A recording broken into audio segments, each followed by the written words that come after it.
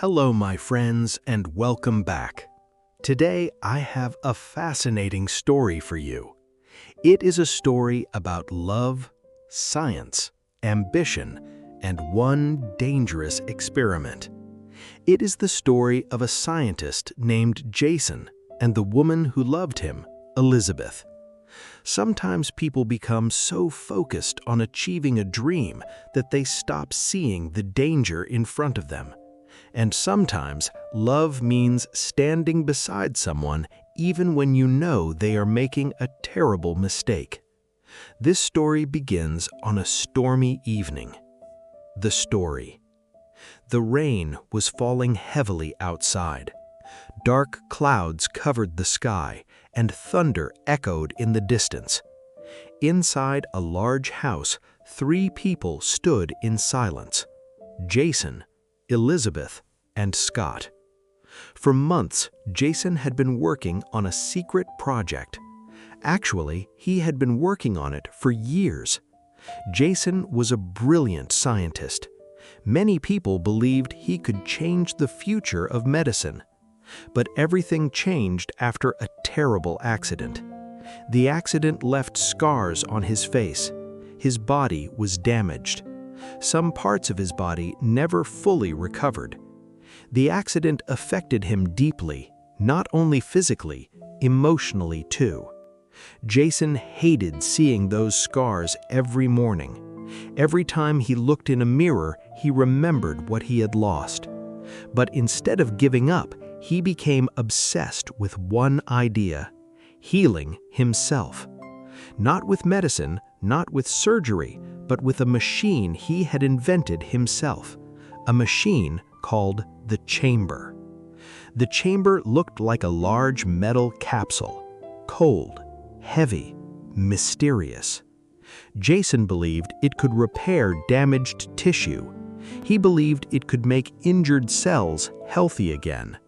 Scott, his closest friend and fellow scientist, helped build the machine. But even Scott wasn't completely sure it was safe. And Elizabeth? Elizabeth was terrified. She loved Jason exactly as he was. The scars didn't matter to her. She didn't care about his appearance. She only cared about him. Yet she knew there was no way to stop him. When Jason made up his mind, nothing could change it. That evening, he stood in front of the chamber. His hand rested on the cold steel surface. His eyes shined with excitement. "This is going to work," he said quietly. Scott crossed his arms. "I hope you're right." Elizabeth stepped closer. "Please be careful." Jason smiled. "I will." But deep inside, all 3 of them knew the truth. Nobody really knew what would happen, because nobody had ever tried this before. Not on a human being, not on themselves. Jason slowly climbed inside. The heavy door closed. A loud metallic sound echoed through the laboratory. For a moment, nobody spoke. Then Scott activated the system. The chamber came alive. Lights flashed. Monitors began recording data. Temperatures dropped. Heart rates slowed. Everything was happening exactly as Jason had predicted. At first, minutes passed. The room felt colder. Elizabeth stared at the monitor. She could barely breathe. Every second felt longer than the last. Then Scott suddenly frowned. Something isn't right. His voice sounded nervous. Elizabeth looked at him. "What do you mean?" "The readings should be improving faster." The silence became unbearable. 3 minutes, 4 minutes, 5 minutes. Still no sign that Jason was recovering. Scott's hands trembled. For the first time, he looked genuinely afraid. Then suddenly, the monitors changed. Heart activity increased. Vital signs improved. Numbers that had been falling started rising. Scott let out a breath. "That's it. Relief filled his voice. He's coming back. When the timer finally reached 0, they opened the chamber. Cold mist poured out. Jason lay motionless inside. His skin looked pale. His body was freezing. For several terrifying seconds, nothing happened. Then he opened his eyes, took a deep breath, and whispered, "Did it work?" Scott laughed with relief. Elizabeth nearly cried. Jason was alive. The experiment had succeeded, or at least that's what it seemed. Over the next few hours, something incredible happened. The scars on Jason's face became lighter. The damaged muscles in his body responded better. He regained movement he had lost after the accident. The results were astonishing. Jason couldn't stop talking about it. His excitement grew stronger every minute. At first, Elizabeth was happy. She wanted him to heal.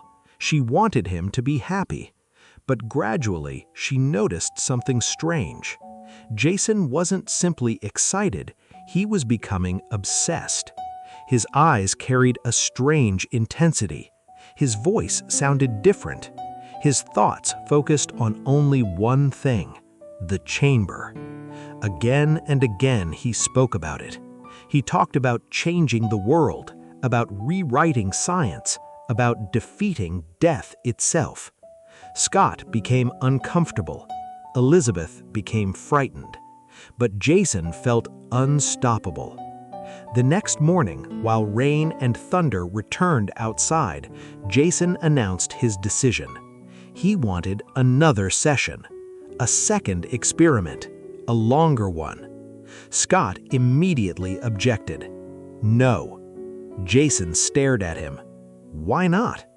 Because we don't understand the long-term effects. It worked. That doesn't mean it's safe. Jason shook his head. You don't understand. Scott slammed his hand against the table. No, Jason, you don't understand. The argument continued for nearly an hour. Neither man would back down. Finally, Scott gave in, but only reluctantly. This is the last time. Jason smiled. He had won. Elizabeth felt a cold feeling in her stomach. Something was wrong. She couldn't explain it, she couldn't prove it, but she felt it. A warning deep inside her heart. That evening, Jason prepared for the second session. The storm outside had become even stronger. Wind shook the trees. Rain struck the windows. The laboratory felt darker than before, more dangerous. Jason climbed into the chamber once again. Scott locked the door. The machine activated. The countdown began. Jason disappeared behind a wall of icy vapor. And nobody knew that this decision would change all their lives forever. Now it's time for our vocabulary section. We have 10 important and challenging words from today's story. 1. Obsession. Spelling: O-B-S-S-E-S-S-I-O-N. Meaning: a strong and unhealthy focus on something. Example: Jason's obsession with the chamber worried Elizabeth. 2. Experiment. Spelling: E-X-P-E-R-I-M-E-N-T. Meaning: a scientific test done to discover something. Example: the experiment could change Jason's life forever. 3. Scar. Spelling: S-C-A-R. Meaning: a mark left on the skin after an injury. Example: Jason wanted to remove the scars from his face. 4. Tremble. Spelling: T-R-E-A-M-B-L-E. Meaning: to shake because of fear, cold, or excitement. Example: Scott's hands began to tremble as he watched the monitors. 5. Terrified. Spelling: T-E-R-R-I-F-I-E-D. Meaning: extremely frightened. Example: Elizabeth was terrified when Jason entered the chamber. 6. Astonishing. Spelling: A-S-T-O-N-I-S-H-I-N-G. Meaning: very surprising and impressive. Example: the results of the experiment were astonishing. 7. Reluctantly. Spelling: R-E-L-U-C-T-A-N-T-L-Y. Meaning: doing something unwillingly. Example: reluctantly, Scott agreed to help Jason one more time. 8. Intensity. Spelling: I-N-T-E-N-S-I-T-Y.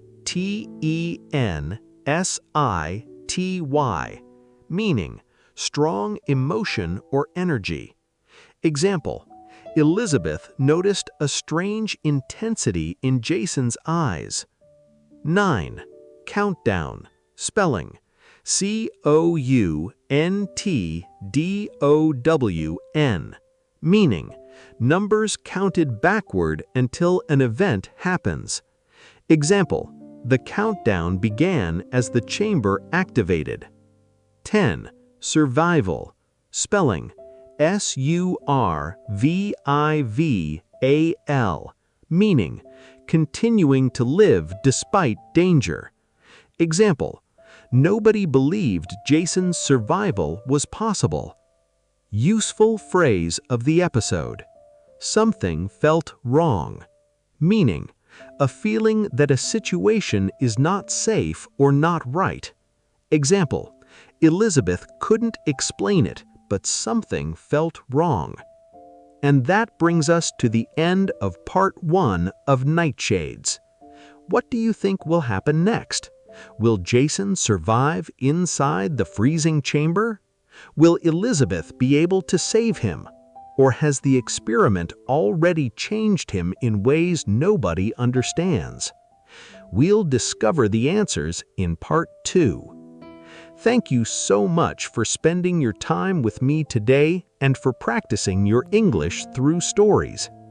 If you enjoyed this episode, please support the channel by liking this video, subscribing to the channel, turning on the notification bell, and sharing this episode with your friends who are learning English. Your support helps this channel grow and allows me to create more English learning stories and podcasts for you. Until next time, keep learning, keep listening, and keep improving your English one story at a time. Take care, and I'll see you in part 2.